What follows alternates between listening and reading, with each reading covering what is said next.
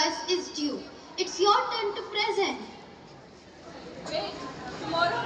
Oh no, we haven't even started yet. I thought there was more time. And it's your 1971 war or the Kargil war.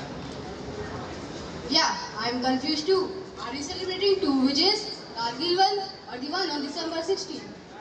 Well, you have got some work to do.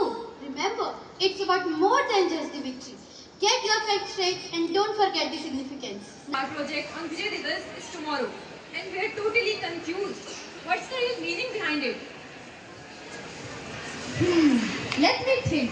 There are two Vijay Diwas. One for 1971 and another for Kargil.